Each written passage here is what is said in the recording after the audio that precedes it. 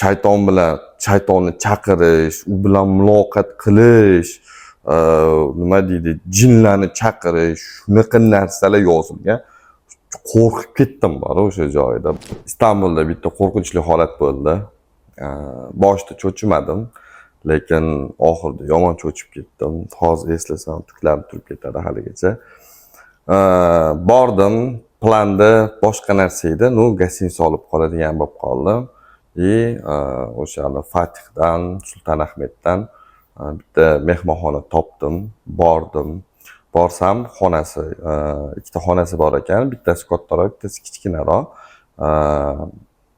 Qaysi birida qolasan degan savol. Men aytdim, men farq qilmayman, ertalab turaman, ketaman. Uxlab yuvib olishimga joy bo'lsa bo'ldi desam, "Men mehmon ekansan, mana senga katta xonani beraman" dedi. Mazza qilib dam ol dedi. Qarasho dedim, oldim, kirdim. Kiyimlar hamma narsani joylashtirdim, qo'ydim.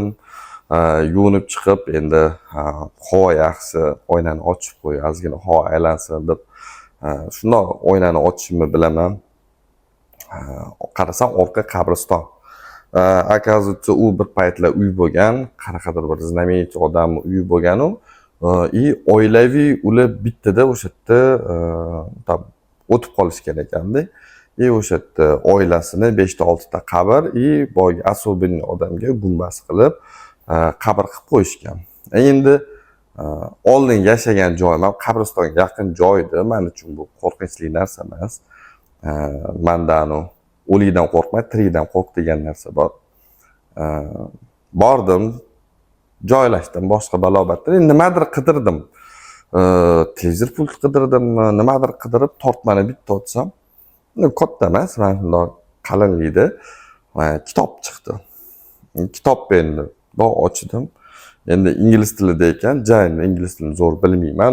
Tushunarli joyi nima bo'ldiki, u yerda shaytonni rasmlari tushirilgan, satanistlarni, ruhlarni, rasmlari tushirilgan joylari bor ekanda. Qiziqdim nima ekan deb.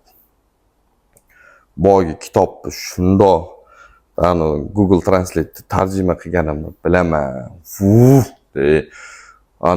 Shayton bilan shaytonni chaqirish, u bilan muloqot qilish, nima deydi, jinlarni chaqirish, shunaqa narsalar yozilgan. Qo'rqib ketdim bor o'sha joyda bor.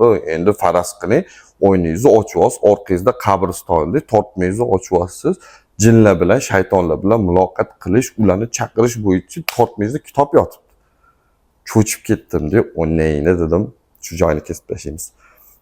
Shundoq bordim, nimaga resepsiyonga borib aytdim, "Men joyimni almashtirib ber" dedim. "Men katta xonang kerak emas, kichkina xonang joylashtirib ber" dedim.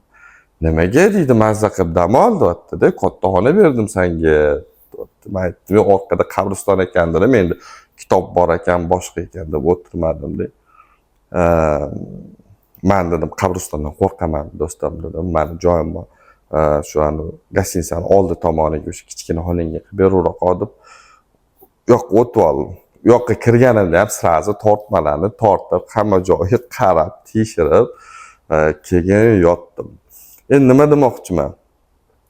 Qayergadir boradigan bo'lsangiz, обязательно mehmonxonaga kirganingizda qarab oling.